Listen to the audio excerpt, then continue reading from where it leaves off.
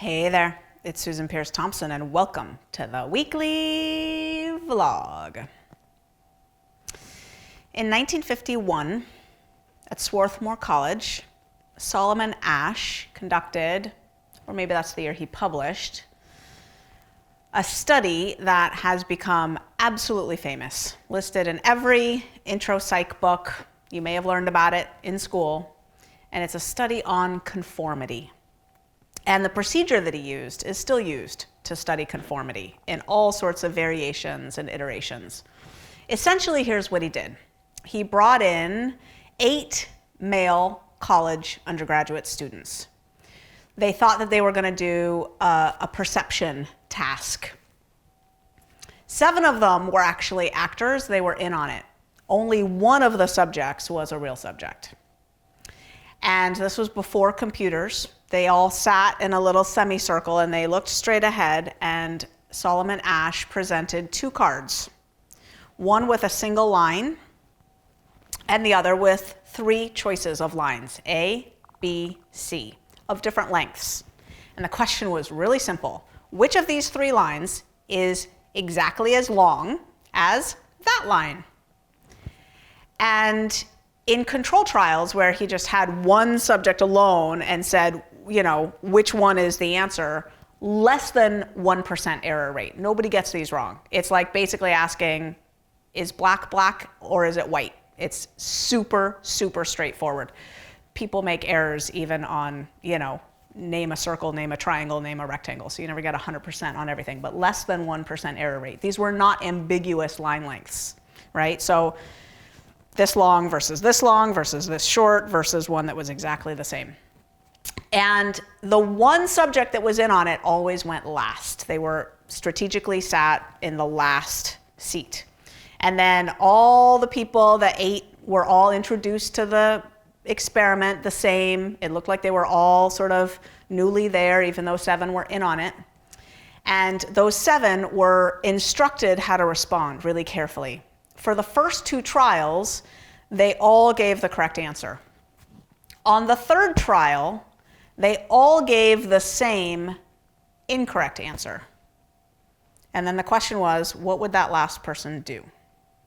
Would they call black white, essentially? Would they give an obviously wrong answer because all 7 people ahead of them had said that same wrong answer? Or would they defy the group, not conform, and give the truth, which is, no, I don't think so. I think it's actually that one, right? So there were 18 trials, and of the 18 trials, most of them were strategically set up to be where all of the people gave a wrong answer. But not all of them. And the first 2, everyone was correct, to sort of grease the skids. So what the results showed was that 5% of subjects always went with the crowd, conformed 100% of the time, just 5%.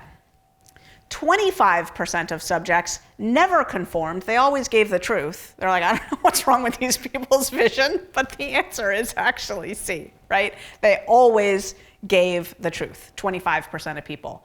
75% of the subjects on some of the trials, at least, went with the crowd, felt the pressure, and just felt what it sounded like to say this incorrect answer that everyone else was giving. Solomon Asch's conformity studies became very, very famous. In that decade and the decade after, there were Candid Camera TV episodes where they hid a camera in an elevator, and they had people in the elevator who were in on it. You can YouTube these, they're hilarious.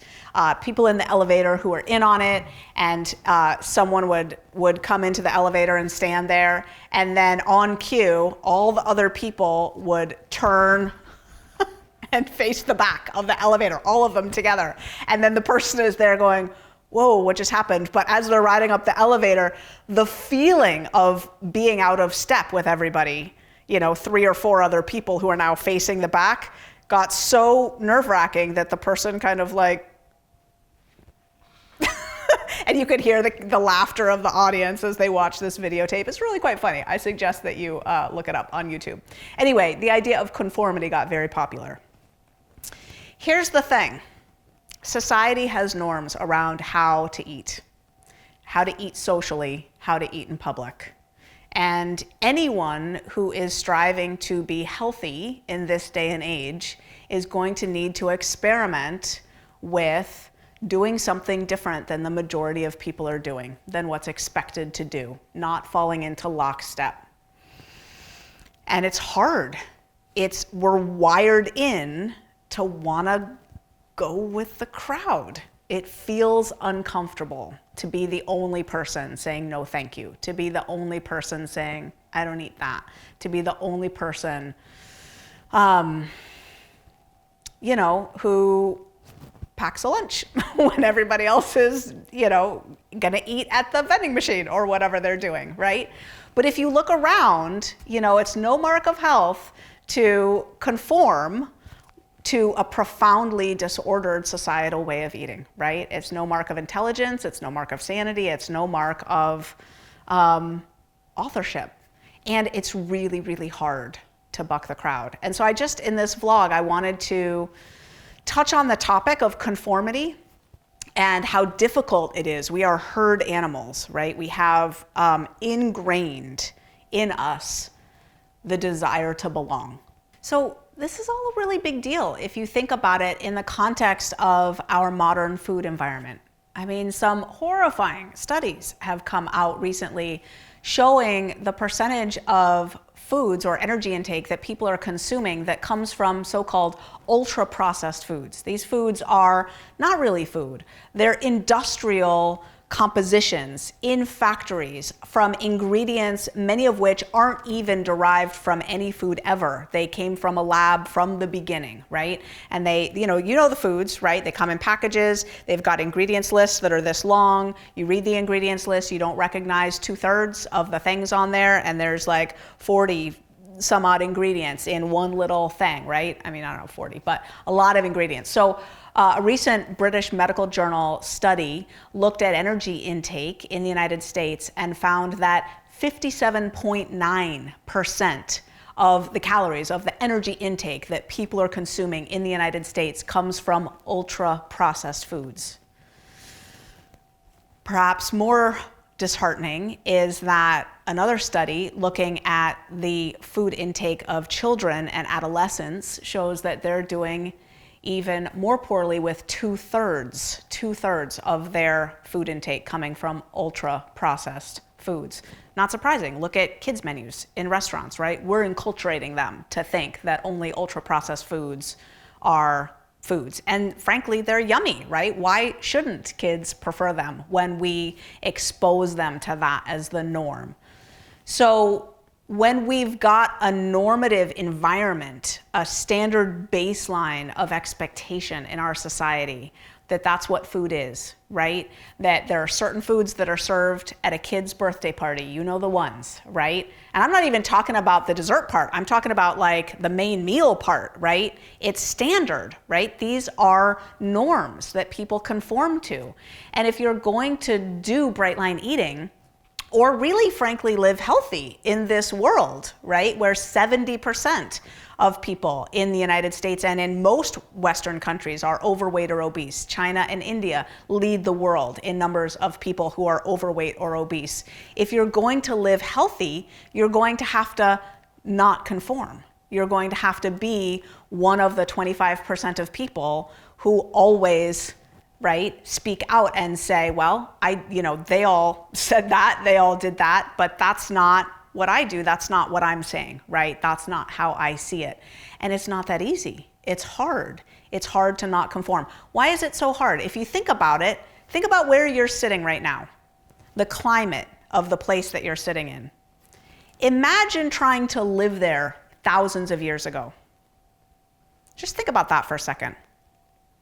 Where would you get your food? How would you survive season after season after season around the year?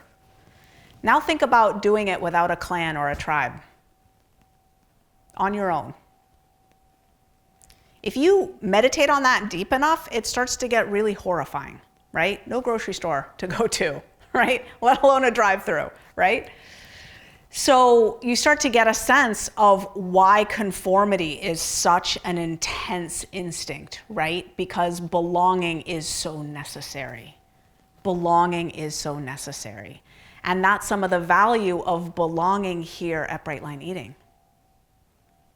You belong here. We want you here. And we do our food the way we do it.